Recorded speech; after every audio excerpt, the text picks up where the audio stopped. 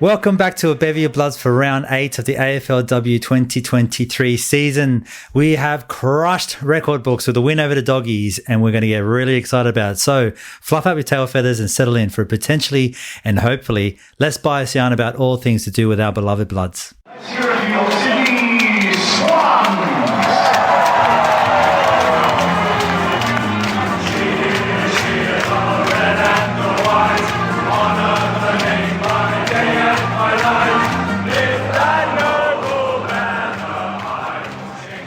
We welcome back to the potty, the dream team of the week. We have Polly and Steve-O. Welcome back, team. Hello. Hey, good to be here. All right, both of you, it's good to have you both. I'm not going to do my little spiel about how you should probably, follow us or maybe look for us on Twitter or Instagram or Facebook or wherever it takes your fanny, and then go ahead and then click on follow and like and any stuff. I'm not going to tell everyone to do that. You know what I'm going to say. Okay, so let's just move on with the game details, and I want to remind you to follow us and all the places you need to follow us on. We'll leave that there. No more talking about that from here on in. This is the last time I will say it for this particular podcast. Last Saturday, our Sydney Swans defeated the Western Bulldogs by 57 points that's not right. Is that right? Yes. Okay. Yep.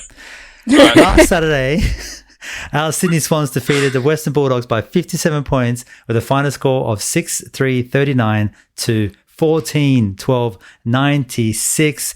Polly, you were at the game. Please brief us with your wisdom, all the fantastic wisdom you absorbed from the game.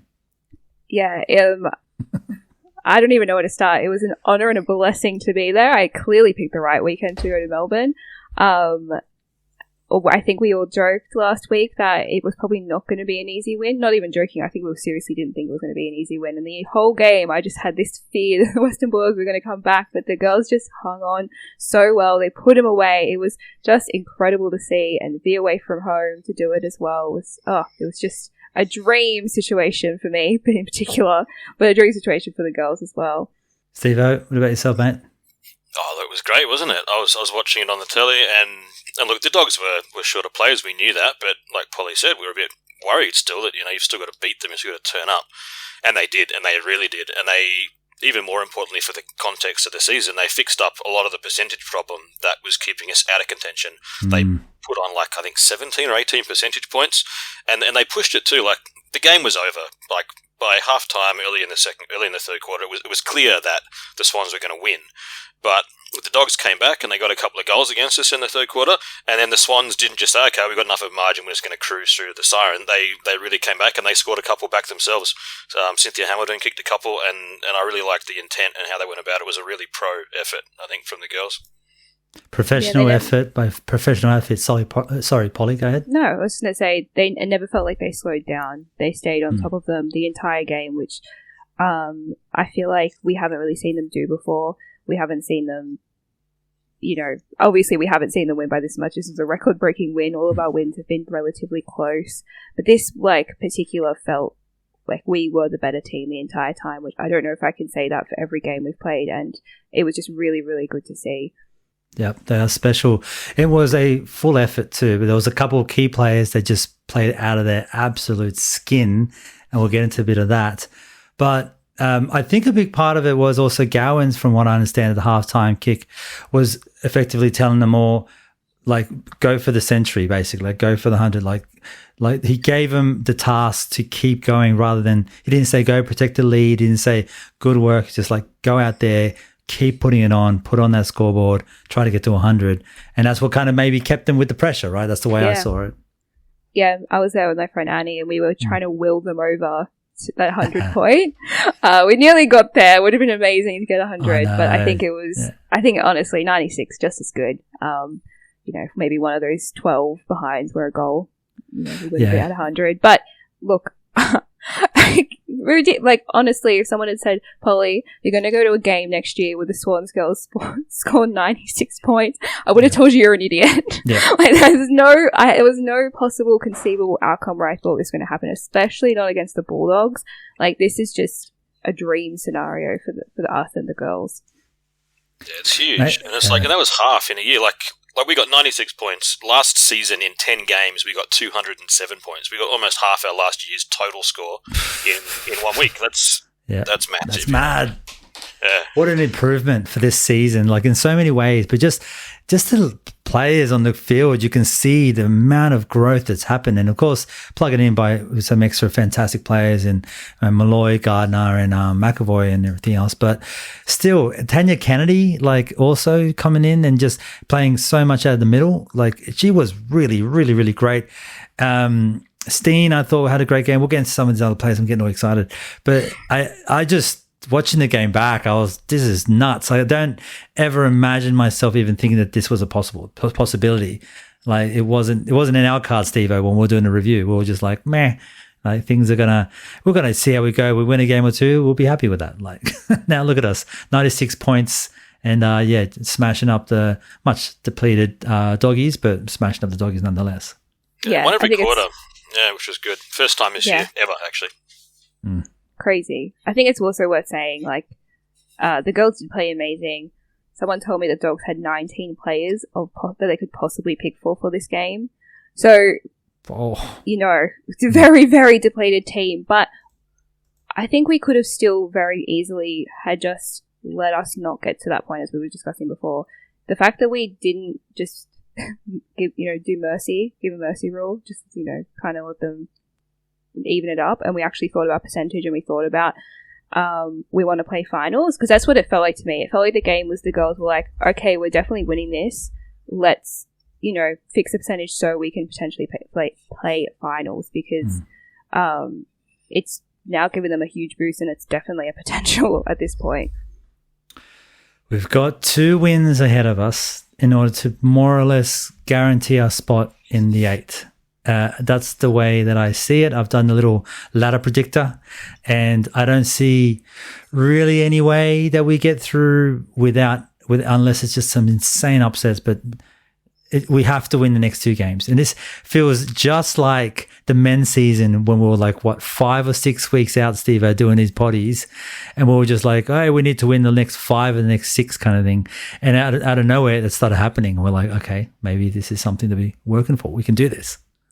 Yeah, it's tough too. Yeah. Sorry, go, Pilot.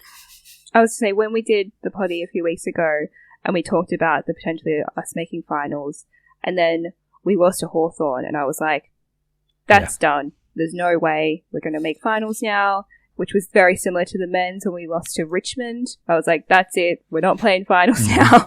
And then we came out and had this amazing win. It's the similarities between the men's season and the women's season at the moment is freaky, but it's definitely I still think we could win both those games. So it's not impossible. Yep. No, it's not. It's definitely within our grasp. Collingwood we've got next. They're quite a team, but let's just stick to the current team, the current game that we're currently on. What did you see, Polly, from the game being so close to them that you, with your special badge and the special backyard VIP access? What did you see in the game that you really felt was worthwhile tagging out? I wanted to shout out the goal kicking. Obviously, I pointed out that there were a lot of behinds, but 14 goals is absolutely phenomenal, and we had 9 different goal scorers across the entire game, which at the start of the season we were very harsh on the forwards. We were saying they weren't doing their job, they weren't kicking goals, they weren't doing enough. This really showed me that they've made a massive improvement in the last 7 games to actually get there and do their jobs, because they all had a goal. There was not a single forward that didn't score a goal. And if you compare that to our previous games, the average different goal scorers was 3, and then the next highest was 5. So it just shows such an improvement as we keep going, and the areas that we were worried about them performing in, they're actually making an effort to improve on, and it's really great to see. Yeah, I think it's scoring too, like on the back of what Polly's saying, is that a big thing that came out of this game that's been developing through this whole season really is scoring power and being able to put a score on the board. And we talked in the preseason, like the preview of the season a couple of months ago, that one thing that would really have to change for the Swans to be more competitive was hit the scoreboard, because we were averaging 20 points a game last year, which is just not a winning score, and 57 against, which is a lot against. So just this year, once we include these 8 rounds we've had, we've taken that all up to 46 points average that we've scored. So we've more than doubled our goal scoring output in 8 games, which I think is huge. And we've also brought the points against down, which is important. We've come down by about 20% there. So the ability to kick winning scores, I think, has been the big difference in the Swans this year. The defence has come down by a percentage, like I said, like about a fifth to 20%, but massive increase. And that comes from having, more experienced players, I think, who are used to playing together and getting the ball forward. And we've also got some very strong forwards in the team. And we saw the day that Chloe Malloy had against the Dogs. Like, she just, pretty much playing on her own, really. She killed it. Some of the numbers, which we'll go into in a minute, were just off the charts from Chloe. And that ability to really, really bury teams when they're there to be beaten got us back in the finals race this week. Yep. It was, we'll talk about Chloe a fair bit, but it just goes to show when you've got some depth and you can put players where they need to play. I saw a lot of new players going through the middle as well, just doing fantastic things. Like Tanya Kennedy was a person that I saw just really just putting her style of pressure on. And that was her game. It was like that kind of row bottom kind of game where if you get the ball, fantastic, do what you got to do with it. But it's like, go out there, make a tackle, put your body in the way, do what you got to do. You can run all day. Letting Malloy just go up front and just basically having the doggies trying to find someone to tag with her. They couldn't go with anyone that I saw, Polly. I saw no one being able to go with her. No one. Like, that was something that was really obvious to me. And we've talked about it before, that she's pretty much always the player that's tagged, and it lets Laura have a really good game. They did not have anyone to go with Chloe on Saturday. She was just absolutely having a bath. I think they tried like 3 or 4 different people on her, and no one could go with her. We'll talk about just how phenomenal she was in the Bob, but yeah, God, like, it was scary how much she can do if she's just left to her own devices and not being tagged. I think that was a really clear thing to me. Yeah. She got touches everywhere, backline, mids, forwards. She was involved in what felt like 100% of the goals that we scored. And that in itself is a little bit of a record and a bit of a hint of where we're going to head with all of this. But it was absolutely superb. Steve-O, any particular moments in the game that you wanted to call out? Besides Chloe Malloy's 4-quarter highlight reel of her own, there were 2 players, our 2 top draft picks from last year, actually, and I want to mention both of these because it's exciting to see them already starting to grow to be really, really important players. It's only their second season of this top level of football.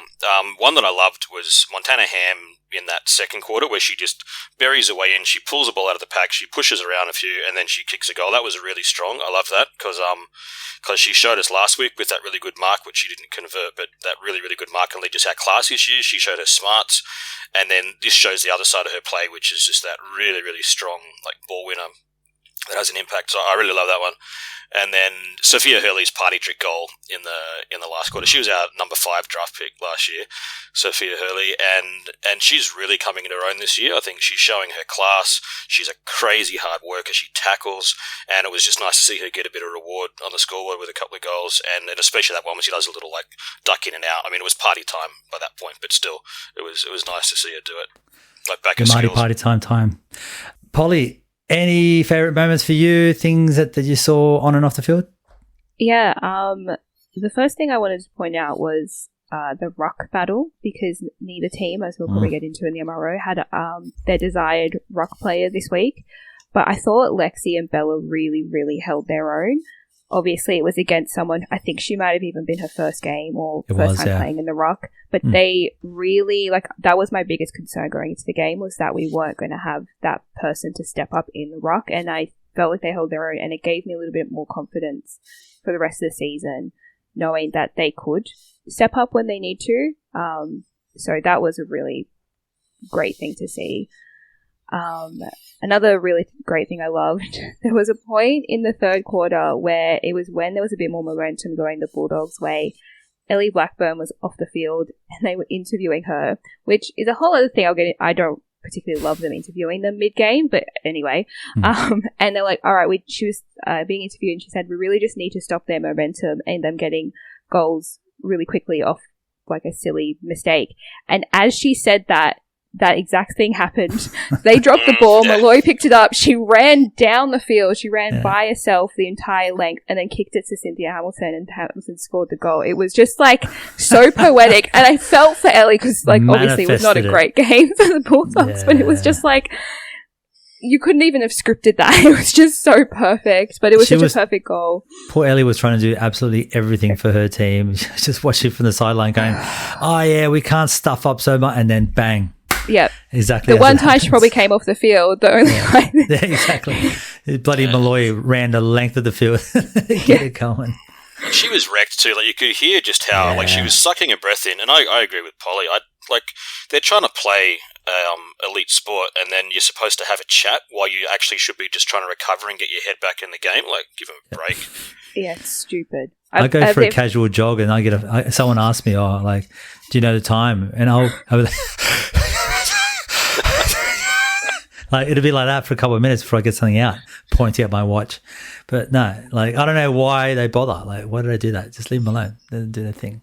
Talk to them at quarter time. That's what they're there for. Yeah. Anyway. And it's just distracting while you're watching the game. Like, I'm trying to watch the game, and you have this giant thing of a different player in the corner. Like, just focus on the game. I don't care what they have to say. Ask them later. Yeah, exactly. That we're going to ask them for tactics. Like, like, we're going to be moving the ball on the outside, shortest kicks. Yeah, good idea. Great stuff. That's going to happen. Well, yeah, I mean, just a little bit of ragtaggy from the... And I did notice on the coverage that they didn't actually show the girls sing the song either. That was really disappointing too. It didn't even... Like, I obviously found out later that they did do it, but we were waiting for it to happen. It didn't even look like it happened. I don't know when it did. It might have even happened post kick to kick, because it seemed like they went straight to the shed. Like, they'd signed a lot of autographs and then went straight to the sheds, and we left during kick to kick. But yeah, I don't know when it happened, because there is footage of it, but it definitely wasn't on the coverage. So was it on the field like normal, or was it okay? Yeah, but it didn't seem to happen when it normally happens. I'm not entirely sure. Yeah, right. I think they must have to go to another game or something. Yeah, that's what happened. Because I think Adelaide Brisbane was on straight afterwards, and pretty much as soon as it was full time siren, they did like 2 seconds of stuff, and then they went straight over to the other one. Yeah, they were like, "Oh, thanks a lot for the game," and then they just moved on. It was bad. It was really that quick. Yeah. Yeah, it was like, I think they literally said, "See you next time." Yeah, that's it. Was something like that. That guy's voice does my head in. I don't know. He's just got a funny voice. He's like he's trying to be other people. He's kind of putting on the voice. Yeah. I don't know. He seems to call it a good game, but yeah, he's always talking like this, and it's just he needs more experience of being himself as opposed to like emulating what he's seen in the past. Yeah, Ray Rabs Warren, this guy trying to do that. There's only one Ray Warren. That's one for only the Sydney. Yeah, that's it. Yeah, anyone outside of New South Wales, Queensland probably doesn't know who Ray Warren idea who Ray Rabs Warren is. He's like the Bruce McAvaney of NRL commentary. Yeah, but just with so much character. But not even. Oh, the fantastic kid over there by that man. Kind of maybe Committee. Dennis Committee is probably a better comparison for Ray Warren. Yeah, Committee is the comparison. Yeah. He did call a good game, Warren. All Rabs, but yeah. I love Ray Warren. He was entertaining. Yeah. He was. Yeah. And now we've got Gus. Oh, let's talk about anything else. We're talking about the rock sport. One thing though, what I noticed that the Sherrans were gonna they're all painted beautifully in the Marngrook colours with I don't know who designed them, but they look fantastic. But they didn't have them for last week's game. They were late with bringing them to the games, so they only had them for this week because Marngrook was over 2 different weeks. I don't know what's going on there. Yeah, I wonder if they didn't send them to Sydney early enough. I know that's it's just like I don't know. Yeah, that is odd. I don't know why they did that, or if it was just unintentional and they just messed up potentially. I don't know, but don't know. Very bad look. Bad look when you're trying to make it a big marquee thing and then you don't have the full potential that you're trying to achieve in both rounds, I guess is what I'm trying to say. I would love to know, because Noddy, our podcasting brother, he loves a good conspiracy. No one else that loves a conspiracy more than Here Noddy. we go. No, I haven't got What one. do you got? I haven't got one. I'm saying I would love to hear him come up with one, because I think there's got to be something there. Hang on, let me text him. Talk amongst yourselves. Let's see what he says. Oh, man. It was an incredible round across the board with these balls. I don't know if I'm not sure if there were any games last week, but I don't know. Maybe teams play better when they have the painted balls. Maybe there's something in that, and they didn't want to disadvantage any teams. So because I didn't even notice this. So was it that last week they did have the balls and this week they didn't? No, other way. Other way around. Last week they didn't have the balls, and then this week they did. So that's why I'm saying maybe they just didn't ship them early enough, so they couldn't get to Sydney. Yeah, or right. maybe the production just took longer than they expected, or maybe, I don't know. But I also don't know if it happened for every game, or if it was just our game that missed out on using them last round. Yeah, I was watching on my Something phone and fishy's it's in tiny. the air. I wouldn't have seen it anyway. I just see a little red dot pinging around on the grass on my phone. It's pretty cool. You couldn't tell at the game either. Yeah. I think you could only tell. And the only reason I know is because during the week, Chloe Malloy was on the W show. So the AFLW websites show with Nat Edwards and Gemma, I forgot her name. Bastiani. Maybe, yes. Yeah, Gemma Bastiani. Bastiani, thank you. Yep, Sparkus. I've been practicing that one. I need a new one to practice now. That was spot on, man. That's good. Thank you. I've been practicing. No, I haven't. But I just. So when we play Eston in the finals, he's getting ready. So he's gonna have to say. That's right. The other Prosparkus. Oh, I almost stuffed it up that time. Look at me go. Yeah. So I've messaged Noddy. Let's see what he comes back with, if he comes back in time with a conspiracy theory. So let's see where that ends up. Well, let's get stuck into the ABOB medal, which is the equivalent of the Bob Skilton medal. We give 3, 2, 1 points out to the best Swans players. And this week, in typical Bob fashion, we made something up at the last second. Steve-O, tell us, what do the girls win for this week? Oh, this week we've got an absolute treat, and it's a group prize, actually. It's going out to the best 8 of the week, because there's this great little Indonesian restaurant in Turku, where I live in Finland, that if you have a group of 8 or more, they will do like a custom-made laksa with chicken and prawns and everything. It's amazing, like Singaporean-style laksa.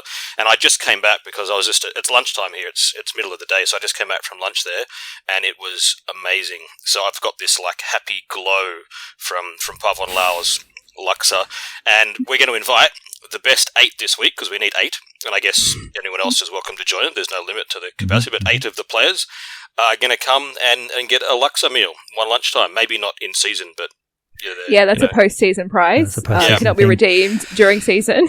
Yeah, it's a tough one. I will also point out it's amazing.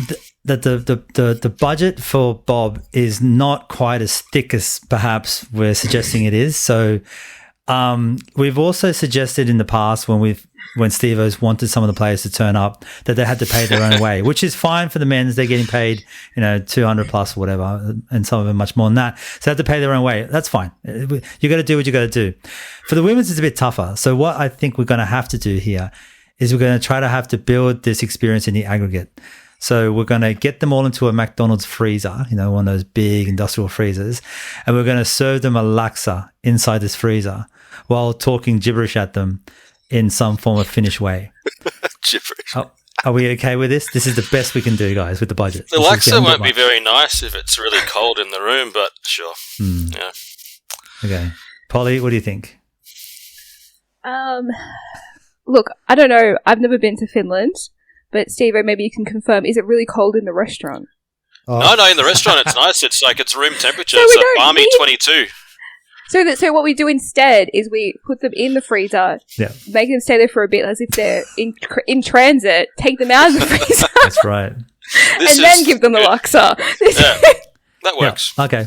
All right. We could do that. That's look, either way, the same. That sounds like the budget is within budget. I'm happy with this adjustment. Yeah. Okay, cool. Yeah. So the girls win a freezer trip and a laksa here in Sydney, pretending it's in Finland, and we'll play some like Elvish music over the top. I got another idea. Yeah. Post ice bath, Laksa. Yeah. Oh, okay. That's legit. Yeah, okay. And we served them the laksa in a sauna afterwards, right? Yes. That's finish. Steve-o? Sure. Awesome. So we've come to an agreement that we're going to let them have a nice bath, and then they're going to jump out into a sauna, and then we're going to serve them a laksa. None of them are going to want to This play is gone well off ever the again. rails. You'll see a record amount of transfers happening out of Sydney within the next season. That would be. Which is why we're going to lose next week. Everyone's going to play shit because they don't want to play right. For some reason, my stomach hurts. My fucking legs are cramped. This weird shit that these people made me do. Anyway, that's what we're going. So let's get on with the prize. 3 points for the bronze medal to, of course, Captain Chloe Malloy. 2 points for our regular Laura Gardner, and 1 point to young, up-and-coming beast of a girl, Sophia Hurley. Fantastic. 1, 2, 3 for those three. Chloe Malloy, Steve-o, do you want to take it away with Chloe? Oh, it's a long list of achievements for Chloe this week, so bear with me. Listen to this. This is a stat line. 28 touches, 11 marks, 9 inside 50s, 17 score involvements, 3 goals, 4 behinds, plus 1 that sort of didn't make the distance or went out on the full, I can't remember. 2 goal assists, and she broke the league record for score involvements, and she was like the boss of the team of the week. That's just her stats. I mean, it doesn't say anything about her impact, which was also massive. Like, she just dominated. It was one of the most dominant games of football I've seen by anyone this year, really. It was a huge effort. Yeah. Polly, what do you think? You saw it firsthand, the power of Malloy? I did see it firsthand. I've already started calling myself the number one Chloe Malloy fan. And I did start calling myself that last year, so, you know, it's going to take a lot to take that title off me. But she was just incredible. Like, you could look anywhere on the ground and it felt like she was there. I feel like we had 3 of her at some points. Like, she was just so domineering and demanding, but still did all those little captain-y things. Like, when someone went down, she went and made sure that they were okay. When, you know, when ball was needing to be moved, she found a way to tell people how to get into position. Like, she just can do everything. And she's just probably one of the best footballers that the club has ever picked up. I'm going to say it now. Yep. No, I don't. I mean, I haven't seen anyone dominate a field like that, men's and women's, for a long, long time, like that. Like, not that much. It was old school. Yeah. And playing like half forward for a lot of the time. Like, she got 28 touches, mostly playing across half forward. Okay, the ball was up there a lot, but still, like, you just don't see that. But it also wasn't. Like, there was a pretty decent spread. Like, yeah. She's too good. She's too good. She's too good. She killed it. She's a captain, and she's doing all the captain things, as you said. She was trying to give away goals. I mean, just kick it. Like, just go for it. She's giving away. She was like, I've already had 3, and just pass it off. I know. We wanted to get a hungy. But anyway, like, yeah, she just gave goals away, and she did all the right things. She shepherded, she tackled, she put pressure on, she ran hard everywhere. It was perfect. Perfect game of football. What was it? So, 17 score involvements. How many scoring shots did the Swans have? Let's do a quick count. I've got to get back up to here. 26. So 26. So out of 26 scoring shots, she had a hand in 17 of them. That's ridiculous. Yeah. It's a big number. That record is not going to be broken for quite some time, I think. I think that's been used for a while. But do you know who held the record before her? Oh, I did. Yeah, our own. I can't remember. Brooke Lachlan. Oh, that's right, yeah. 14, I think. Yeah. Oh, 12. I thought it was 12. Okay, yeah. There you go. Yeah. But she ended up, I think she kicked like 7 goals or something that day as well. So pretty dominant. Yeah. But yeah, I mean, wild, like massive game. And a captain's game, as you said there, Polly. So perfect. All right. 2 points for Laura Gardner, regular on the bob, running away with this medal. Polly, talk to us all about Laura Gardner. Teach us her ways. I wish I could. Actually, no, I don't, because then someone else could replicate it, but I don't think it's replicable. She's probably unlucky to not get 3 votes just because Chloe had such a massive game, because her game was still incredibly massive. Her way of getting the ball out of the middle and from the bounce especially was something I just kept noticing her doing. She would get the ball and find a way to get it into our forward 50. She had Oh, no, it doesn't say here. She was just incredible. 33 disposals, which was the most in the game. But she's also leading the league just across the board.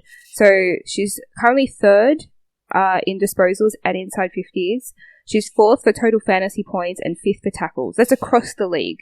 So, she's just a phenomenal player. And again, I think she's 21.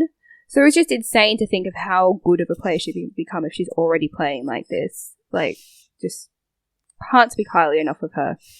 She's on her way to wrap up a McGurkin player of the season. Looking forward to it. Yes. Yeah. Yeah. Sneaky. I'm telling you, sneaky for this year. But yeah. Damn it, Chloe, she's cost her votes. So. God damn it, Chloe. Selfish. Yeah, true. I mean, just again, once again, we say it every week. We didn't expect her to. We didn't expect it. The best thing that I saw her doing was that lateral movement, left to right. Like she would find herself one person in front, evaded a tackle, did a little loop around, found space, and then got the ball going forward every single time. She did that so often they just couldn't get a hand on her. So it seemed like she's only added that in the last week. So another tool to her disposal. Like, why not? Yeah, she's really clean, hey? And because she's so clean, she's able to bring other players into the game more effectively than if there was a little fumble or indecision. Like, she gets it and she just gives it. And most of the time, she's putting a player into a better position than what she's in. She's not just getting it in the center and doing hat kick. I think she scanned really nicely. She's an absolute find, eh? Like, you think that that Geelong. I mean, we did trade a high draft pick for her, but it was a different type of draft this year. But I think Geelong must be thinking, "Damn, why did we give her up?" Yeah, I think one of the commentary team is a player from Geelong, and she was like, everything that she's doing doesn't surprise me. So clearly the girls that played with her had an idea that she has this potential to be this good, but they just didn't. Maybe the coaches didn't see it, or they just couldn't entice her enough to stay, but honestly, so glad that they couldn't, because she's just such a good inclusion to this team. Yeah, and it can be opportunity, hey? Geelong's got... They're a far more established team than the Swans were last year. They've got some really good midfielders, but now she's come into the Swans and she's the one in the midfield who's in there to get the ball out and put players into scoring positions and into runners coming off her and stuff. So maybe it's just that opportunity. People just grow into a role if you give it to them, because she's been so good. It's just interesting how it's such an effort to get a player from the Victorian teams to bring them up to Sydney. They have to uproot them entire selves. It's not, we've spoken about it before, it's not an easy thing, and we've managed to be able to get that going on for a few players. And it may be that there's just room on our field that we had, so she would easily get game time, and she came up for that. And not only is she getting game time, she's also dominating the league in all these different stats and on her way to win McGurkin. So pretty special stuff going on there with Gardner. Okay, Steve-O, your absolute favourite, Sophia Hurley, continually just friggin' dominating, getting better every single week, 18 games in, and just looking super special. What do you think? Yeah, and she's just so unassuming. She just gets it done, right? She's not one of those players who you that necessarily has a huge amount of standout moments on the ground, but then every single time she needs to do something, she's in a good position, she does the right thing with the ball, and she finishes cleaner. Like I was talking about that late goal she got, that little sort of shimmy inside out one, and that shows what her skill level is, but she also knows how to play to what is needed, I think, which is really important. And she tackles like crazy too. She had 8 tackles. That's the same as Laura Gardner, in the same game. She got a couple of goals this week, which is nice, 24 touches. She was a Rising Star nomination this week. I think her ceiling is really high. She can be an absolute dominant player in the competition in the next couple of years. Yep. She looks angry.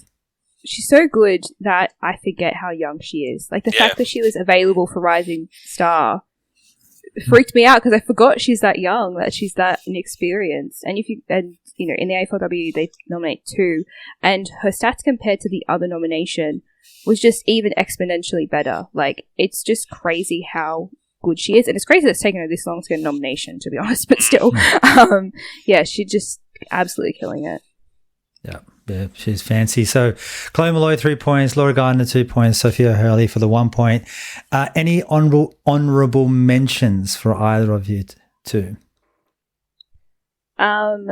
I thought Beck was really good again. She's had just solid week after solid week recently, really galvanising that forward line.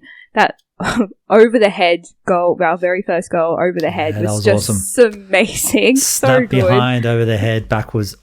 Yeah. And she knows how to take a mark. We've talked about this before. She's really solid, sticky hands, that girl. She can take a mark really easily, and every week I'm just really enjoying watching her and what other fancy footwork she can do, really. What about Ruby Sargent-Wilson stealing her goal in the third quarter, I think? We couldn't figure out if it was going to hit the post. I think or she if had it to was, do that. Yeah, I was like, God. If you're not sure, you mark it, I think. Unless you're certain it's going through, you got to take the mark, surely. I think. Well, it was rolling through, but I think there was there was a Doggies player coming through at speed, so I think she did the right thing. But do you think that there's some kind of does like Sargent-Wilson have to buy like coffee or something? What's the protocol here when you steal a goal from someone? Was that her first goal as well? I think it was. Yeah. In that case, I think if I was on that team, if I had given the opportunity to give someone their first goal, I'd probably just be like, we're even, it's fine. If it was like your teammate that you've played with forever who's scored 1 million goals, maybe you'd be a bit salty and be like, yeah, we're getting a coffee after this, or, you got to do an extra lap of training or something. Yeah. But I think, to get a player their first goal, I think you kind of just let it go. All right, well, you're a better person to be. Yeah. If it's a player who's got a reputation in the team of being a bit too hungry, then you're annoyed. But if it's a player who you'd think is not that kind of player, then who cares? I was sitting with my friend Annie, and we were both kind of like, oh, what happened there? And then Beck ran straight over to her. So like, okay, everyone's happy, so it's fine. She ran over to her and started throwing punches immediately. What are you doing? Why don't I steal my goals? Yeah, okay. Well, yeah, look, it was... So last season, I think Rebecca Privatelli was our number one goal scorer, and I think with the 9 from memory. Right. Yeah, I mean, every one of them counts, but to see her sharing them around amongst everything else is pretty good. We'll take it. Steve-O, any for you, mate? Any honourable mentions? I'll take Lachlan, the other forward. Again, on the goal assisting, because her and Beck Privatelli, I mean, they played sort of support roles to some of the other ones who got more goals this week, like Chloe Malloy. She was dominant. She got 3. And then who else? Cynthia Hamilton got a couple. Yeah, and Sophia Hurley also got a couple. So these two, I think, played really, really good team roles in the forward line. And between them, we had 12 goals, and they accounted for 5 goal assists out of 12 goals, and they kicked a goal each themselves also. So I really liked the way that they operated like as a forward unit this week, rather than necessarily as individual forwards. And we got Newman hopefully coming back next week. So we've got some really good forwards who I think are good at playing roles. And it's great to see Beck came back really strong after an injury, because she just came back from the MCL injury, her first game back, and she's actually really just gone out swinging and didn't seem to have any issues. So that was really good to see, because that was something I was worried that the Swans might have been doing, was pushing girls too early post-injury, but it seems they're actually taking their time and waiting for them to be right themselves. So yeah, it's really great to see Brooke be dominant and have a great game. Yep, perfect. I see Brenda Tarrant here as another name in the list, my girl. I thought she had another exemplary. Exemplary. No. Really good. She was really good. She had a great game. She had a great game. Rising Star. Not Rising Star. Team of the Week nomination as well in the back line there. So good for her. I think that's her first too, from memory. So I can't imagine. Yeah, I don't think she's made Team of the Week yet. So yeah, pretty special really for great her. For her. Well, 16 disposals, 10 intercepts, and Team of the Week. Why not? That's not a bad little shout. Yeah. If you think about that forward line wasn't doing much. The Bulldogs forward line wasn't doing much. So she was to be able to do that much when they weren't doing much is great to see. Yeah. Yeah, she was a wall down there. Ella Heads was good in the back as well, both of them. Yep. Yeah. Anyone else? Any other names thrown into the mix? We've got to round out the 8 for the dinner party, don't we? We do. Go. we got Chloe Malloy, Laura Gardner, Sophia Hurley. They get to sit like on the special section of the table, I guess, like up the front. They get served first. Yeah, that's it. They'll get served first. But then they get the other ones, the budget allows for them to get entrees. Yeah. Yeah, exactly. Privatelli, Lachlan, and Tarrant. We've already got 3 of them, and then I guess the other 2 was Montana Ham and Cynthia Hamilton. Both had really, really strong games. They get a Luxor meal as well. Okay, cool. So 8 Luxes. Hang on, are we invited to this party, by the way? Don't know we have to facilitate them getting in and, making sure they go everywhere. So if we don't get food, that's a bit hard. We don't get anything. We just got to drive them around and get the ice going. Okay. Yeah, no, the chef here, she'll make like enough for like a dozen. We can bring the whole team if they want, but these are the ones that we pay for. That's the difference. Okay. They're on the company tab. Yeah. Look, that does bring us to the end of that game. It was, like we said earlier in the potty, it was an unbelievable game for our finals chances. And the fact that, and Polly, I'm going to hold you to this, we said if the girls make finals, we're getting tattoos. Honestly, remember? last week after that loss, I was like, sick. I got out of getting a tattoo. Now the tattoos are on their way with that big win. So that makes us 4 wins, 4 losses from the 8 games, moved us from 12th to 10th place on our way up to the top 8. Last week, we were 79.8%, and now we are 97%. So massive jump up in percentage. 2 spots up in the ladder, and if we win the next 2 games, it actively does mean, am I right here, to say that we are going to play finals? If results go as expected, I've done about 20 different versions of that ladder predictor thing, and there are a few scenarios where I think we can win both and just miss out, but it's unlikely. Like some really weird results would have to happen. Yeah. Well, as we said, next week we've got the big game. I think they're both going to be hard games to play. One's going to be Collingwood at home, which is next Sunday, this coming Sunday rather. And then the next week is going to be against Freo in Freo. So that in itself is traveling all the way to WA to play in that other continent is going to be interesting. So the Pies for this Sunday, let's put a bit of focus around them at Henson Park, the home of the AFLW. They are coming 6th with 5 wins, but of those 5 wins, the last 4 in a row have been Cats, Carlton, Brisbane's and Bombers. All of those teams, pretty decent teams. The Bombers being one of the newer teams in the group there, but playing really well and doing great for themselves. So the Cats are, the Pies are having a really, really great run for this season. Start off a little slow, but just taken off. So we played against them last year in round 2 and lost by 31 points. Of course, last season was not indicative of anything really, just kind of getting the run out there. So, but I guess that does put a little bit of fire under the belly, maybe, Polly. What do you think? Is that something that we should be pushing the girls that don't get beaten by no one? Yeah, I think they definitely will want to beat the Pies. There's so much gearing up to this game. Chloe Malloy's playing her old team for the first time, which is going to be huge. I think that they'll probably want to start a little bit of a rivalry with them. I don't know how stoked they were about losing her, and they probably kind of themselves trying to prove that they're actually decent without her, which is always sad, but it is all in good rivalry. It's really hard to say because the girls haven't been that great at Henson Park, so I don't know how much of a home field advantage we're actually getting playing at home. I think it would have been the same outcome if we play at Icon Park. I can't think of the Collingwood home ground, but it'll be interesting to see. I'm not too sure how it's going to shape out. But again, I feel like that about every game, so... Yeah, I mean, we have played the West Coast game at home at Henson didn't go our way. It did go our way, but seemed like it was a bit of a struggle. It was a tighter game than it arguably should have been. Hawks, of course, at Henson Park, we lost that game. So to come back to Henson Park, we want it to be a fortress. There's no excuses for it not being a fortress. We get apparently, in quotations, 4,500 people to turn up there, which is bollocks. It's a lot more than that. And we can just we can scrape this win out. And I reckon it's going to be a really good crowd. The Collingwood supporters, they come out in droves. They turn up. They travel. They travel. They turn up, and I reckon a lot live local crack. Too. A lot live in Sydney. Yeah, that's right. Well, they live everywhere, right? Like I was saying. Yeah, it's a big club. Not too far from any. Yeah.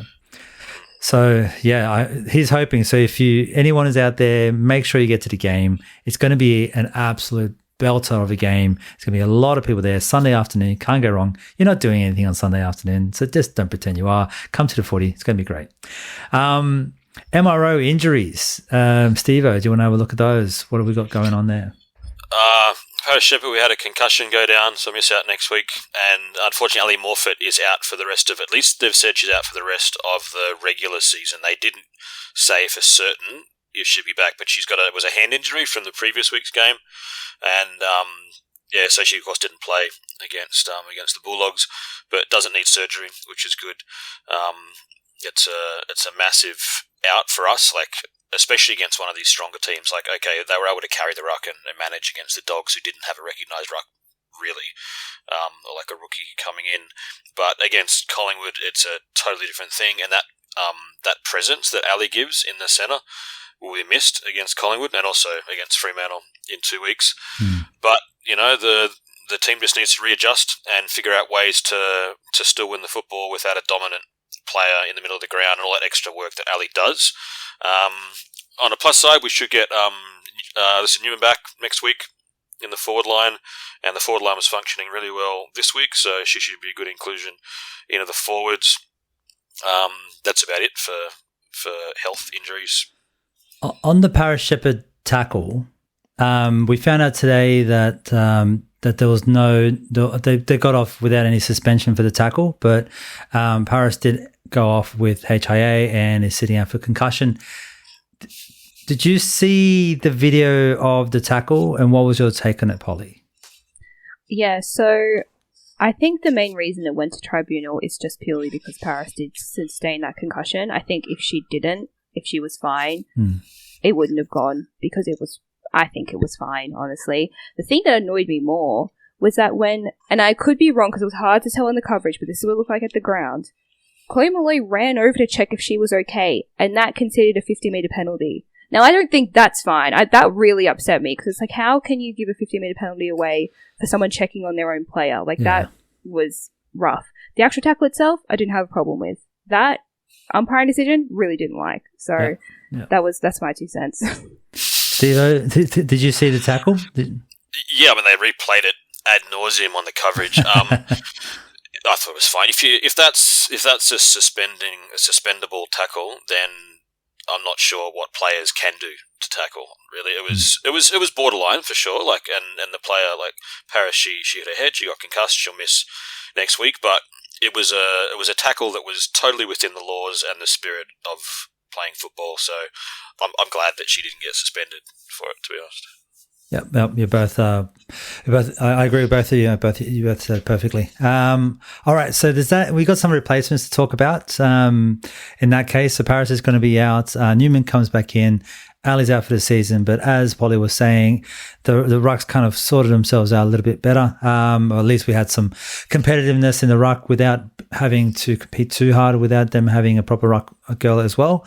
But do we see any other movements in the team going on?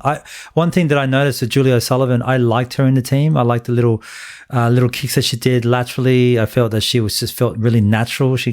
The short kicks, the movement around, knowing where the person was, her ability to grab the ball from the ground and within pressure was awesome. I don't know. I don't see any changes to the team that I'd want to put in. Yeah, Newman in probably. If she's fit, that'd be probably the only one. Yeah, the news about Newman today was she was part of a scrimmage match this week and she seemed good. Wasn't very clear why she didn't play last week. She was supposed to be available. So I'll reiterate, very sad that the Guernsey she designed, she never got to wear it. Yeah. But she should be back this week. So I wonder if they held it back just because they had a feeling that the Bulldogs was going to be a less strenuous run, and maybe they just thought she could use a bit more. I don't know. Time on. I thought, though, just one thing that I'm pretty confident with this, that the AFLW, the girls can nominate any of the jerseys they want to wear. So if they want to wear the Pride or the Bungarook or the away or the home jersey, yes, they can. So I don't think it's the girls. I think it's the club. The club is allowed to nominate whatever they want to wear per round because previously, I think Brisbane, maybe? I can't remember. Wore their Indigenous jersey as their, or maybe, Essendon are wearing their Indigenous kit as their away kit. So when they were at the Clash, they've been wearing that. So the club is allowed to nominate whenever they want. The issue we have now is the next 2 games are Pride round. So even if we wanted to wear it, which we could on in the last round because it's not at home, you would be then competing with the Pride jersey. So unfortunately, the way that the season's timed out, it doesn't really. We couldn't really do it, but if we had a free round, I don't know, they should have. It would have been great for them to do it for her, but yeah, I don't think it's going to happen. We can wear it. Finals. Yeah, wear it for the finals first week, and when we're sitting there with tattoos, that'd be fantastic. Can't wait. Nice, man. Glad I didn't get in on that little bit. Is there still time, mate? You jump in? Oh, man. I know exactly what it's going to be. I can't wait. Okay, Chris has thought about it a lot more than I have. Okay, so Noddy and I actually have the same thing. With next premiership we win, we're getting the tattoo. So we've already gone through that. So the bar is set a bit lower for the girls right now. It's just like getting to finals, which I feel in itself is a bit of a grand final. So yeah. Getting to your final in your second year is pretty significant. Yeah, exactly. Yeah, it'd be great. So, yeah, let's see where we go. I've never had a tattoo before. This is going to be pretty interesting. Me neither. Yeah, neither have I, and I'm not getting on board. Boo. Anyway, let's see. It's still time to convince him. Collingwood do have some cracking players, by the way. So Michaela Can in the team of the week, Sabrina Verpriga, team of the week, and Jordan Ali, team of the week for defense. That's a mid, a defender, and interchange, all team of the week from Collingwood in their win over the Cats by 6 points. The Cats had a chance to win it. Prasparkas, I think, kicked 2 behind in that last quarter. See, Prasparkas, bang, there I go. Kicked 2 behinds in that last quarter. She had the opportunity to win the game for them, but at least tie the game up and go from there. So the Pies, even without Malloy, are very, very dangerous. And what are we going to do about this? Is any matchups or style of play that we need to be careful of the way we play the Pies? I think have a plan for if the Collingwood players do manage to get into Chloe Malloy's head and take her out of the game, have a plan to move the ball effectively without needing to rely on her to break the game open. I think that would be the number one for me. And the even spread in the forward line is important for that. I think Laura Gardner makes it really, really good in the middle because you've got her. But we can't be assuming that we're going to get another 24 touches, 3 goals, 4 out of Chloe, especially against this level of opposition that knows her play backwards.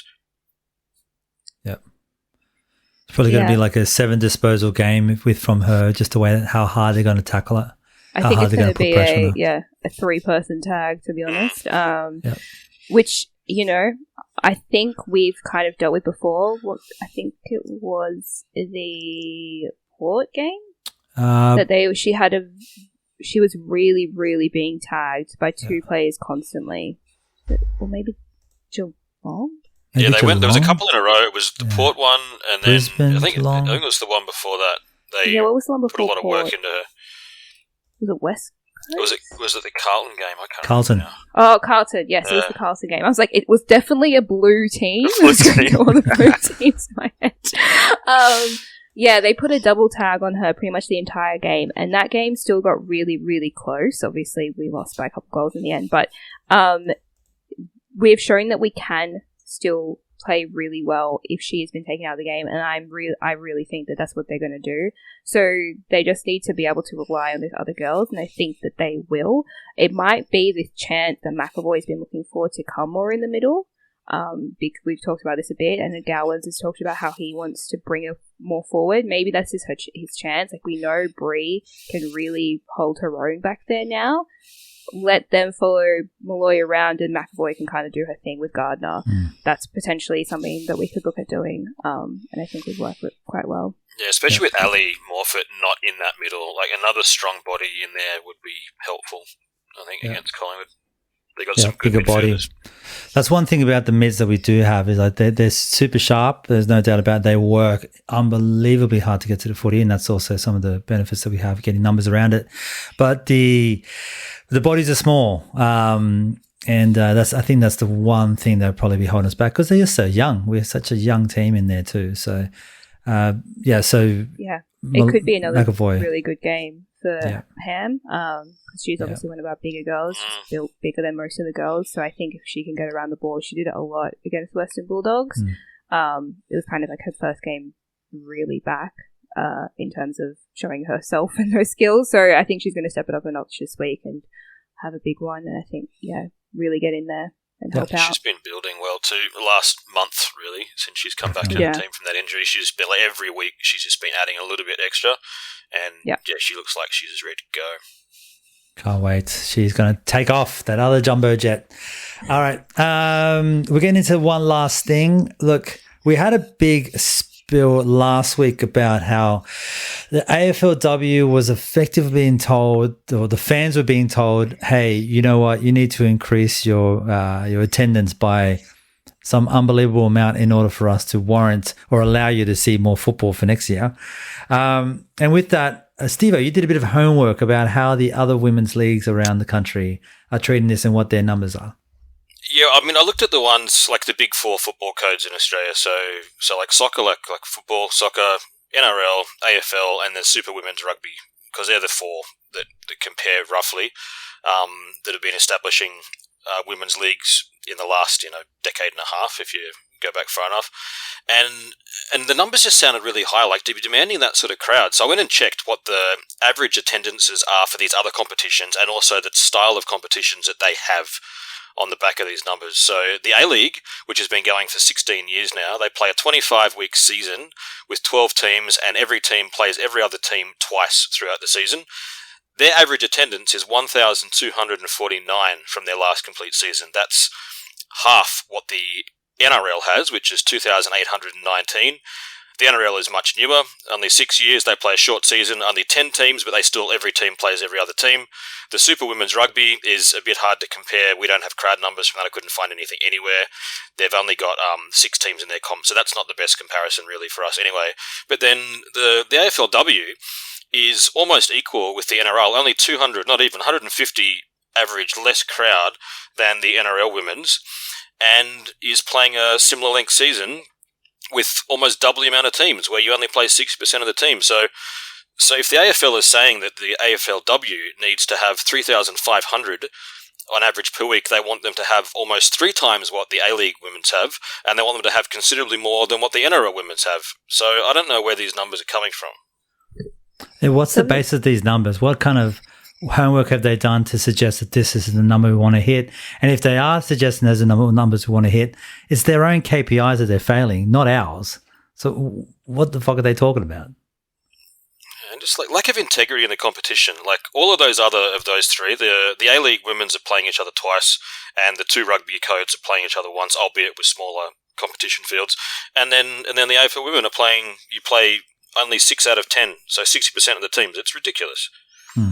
Something else to consider with those numbers is all of those leagues play at the same time as their counterpart men's competition. Yeah. So there are a lot of double headers that are included. I don't know how they do the numbers, so maybe they figure out a way to not include double headers, I'm not sure. But there are double headers definitely within those seasons that people are coming to the game, the women's game, they're coming to the men's game and coming early for the women's game, or staying back for the women's game, or whatever. So there also needs to be taken a grain of salt there that there are people potentially coming that are just staying or not coming. That's not the main reason. The AFLW have no double headers with the men's. It doesn't it just doesn't exist. So people are only coming for that match, which I would think would make it even harder to get a good crowd. I could be wrong. People, there are definitely people that just want to see AFLW, but there are people that would probably go to a doubleheader, for example. Yeah. I think part of the reason and some of the success of the Swans do is understanding their market really well, understanding Sydney siders pretty well. So we're not just reliant. I think for some of the other teams, they're reliant on members going, and then like as Polly's alluding to, the men's season is finished. As we spoke about last week, people's brains, after all these years, they've been geared to stop thinking about football, but there's still football being played, and it's good quality football. So they just need to start. They need to build that on. But at the moment, it kind of feels like they're relying on those fans just to go to a footy because that's your team. You have to go to watch your team.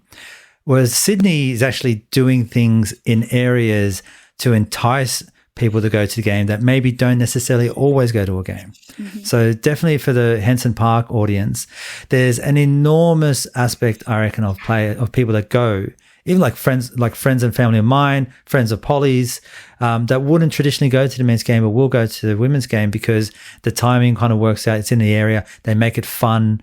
There's food stores, there's beer stores. They make an event of it and they get the audience to go. So I think, I genuinely think they're leaving it to the clubs, and maybe that is a good thing, but maybe not all clubs actually give much of a shit about it either. And I think that's where the AFL themselves, headquarters themselves, need to start putting pressure on the clubs to do a bit better. So I think a good point of comparison for the Swans, as always, is the Giants. Mm-hmm. And the Giants actually played their game at Henson Park last week.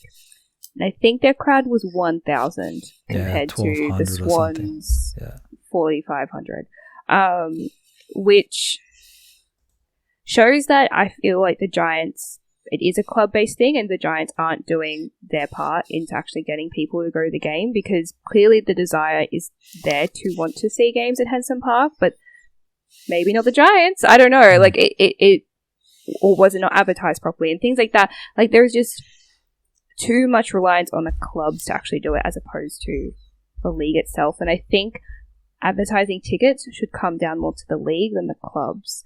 But that's just my personal opinion. There's a big if you want to make this a KPI. If you don't want to make it a KPI, leave it up to the clubs. That's fine. But if you want to make it a KPI, then it's your job as a league to make sure that these KPIs are being hit. Yeah. And it says something when, what was it, you say like 4,500 people at least on paper are turning up to a Henson game with the Swans and it's 1,000 with the Giants. That is such a massive difference that it's not the football people are going for, is it? It's not just because they want to see footy, it's something else. And it's also because the Swans brand is so much stronger in Sydney. The AFL has never understood this, really, ever since they moved the Giants there over a decade ago. They don't understand that people in Sydney think of the Swans, and that's what people follow, and they're making the same mistakes again.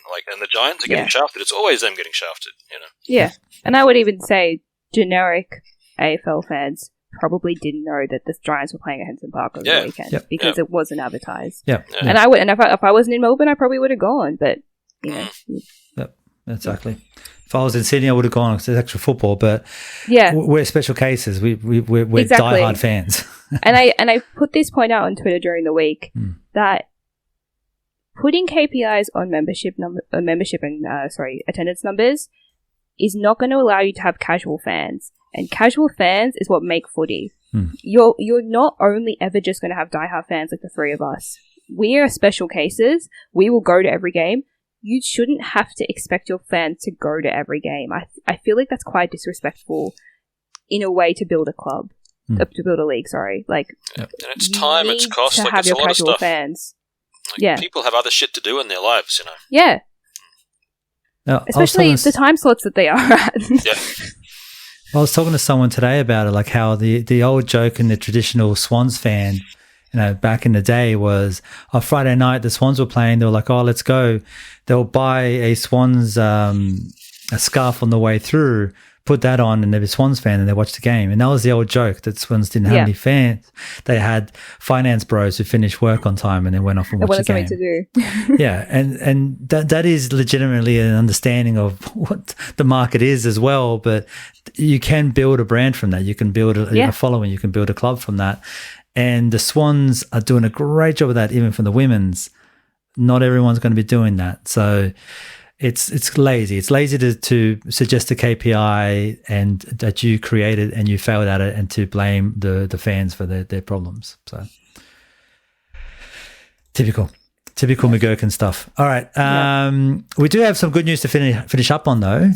Polly, the McClellan Trophy. Take it away. Yes. What is it? What is it all about? What have we done? Yeah, we haven't really talked about it much. But the McClellan, I think that's how it's pronounced, trophy is an actual combined men's women's competition trophy, and it is awarded to the club that has the best overall season across the two leagues. There is double points awarded for women's games because there are less of them, and the winner wins $1 million for their club, and then I think there's some prize money divided out between the rest of the top 8.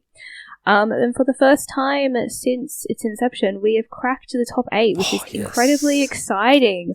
Now, I don't know how much money that means we would win if we did finish 8th, but it's incredible to see. It's incredible to see, like, the work that is happening across the club is, being noticed, and we're coming 8th now, which is incredible. And I think I was, like, half paying attention to it throughout the season because it's kind of interesting. It's a kind of interesting concept. But, we were coming, like, 14th for most of it, and just the girls chipping away and getting better has meant we've put ourselves in a really good position now. So it'd be really interesting to see how we go next season, for sure. Yep. I like this kind of thing. Like, I know people were poo-pooing it at the beginning, but I like it. I think it actually, if one angle of the whole game is like to make sure that fans of the club are going to club games and supporting both teams, something like this does make a bit of sense in promoting this. The fact that we only heard about it now is annoying, but this is something like, I know it's been around for a while, but it's not made a lot of noise, and that's probably because the Swans have never been factored into it. But I like this. I think it's a good idea to kind of promote this, to be like, hey, your club as a whole needs to do well, and this is where it comes into it. And it's going to be interesting coming into the last round. I can't remember what the exact situation has to be, but there is a chance that, because Melbourne and Brisbane are playing each other in the last round, that game will decide the trophy. So that game is going to be $1 million game, basically. So it's a really, like, cool addition to two separate leagues, to bring them together and be like, you need to look after both your clubs, both your teams. If one team's doing shit, you're not going to get money. So if you're a borderline AFL player for Brisbane, and you're going to the girls, come on, girls, there's $1 million up for grabs. Let's go. Yeah. Or if you're like, there are plenty of the big teams that their numbers, when you compare the men's teams to the women's teams in attendance, is not amazing. Not naming names.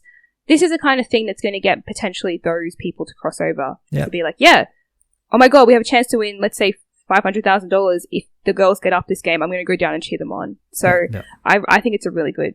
The league actually did something good for once. Let's acknowledge it. He's acknowledged it. West Coast down the bottom, of course. They have not had a great men's and women's season. No. I don't know why I pointed it out. I just wanted to say it, but it's there. It exists. Anything else? Probably the team that needed the most. They don't need the money. Let's be fair. The money's not a problem with that. Yeah, and there was a bit of talk. I haven't read the article about where teams will put that money. So maybe next week we can kind of break it down a bit further. Okay. But. All right, homework for Polly. Awesome. All right. Any last minute things from either of you too? It's Pride Round. Yep, Pride get round. along. Pride Round. Go to Henson Park on Sunday. Yep. Yes. Cool. Awesome. Well, we'll see you at Henson Park, 1 p.m. on Sunday. Look for Polly in her number 5 jersey with a fantastic badge. I'll be in my Pride jersey this time. With the Pride jersey. On the back.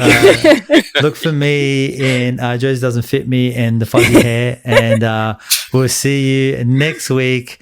Until then, up the Bloods and can you Swannies.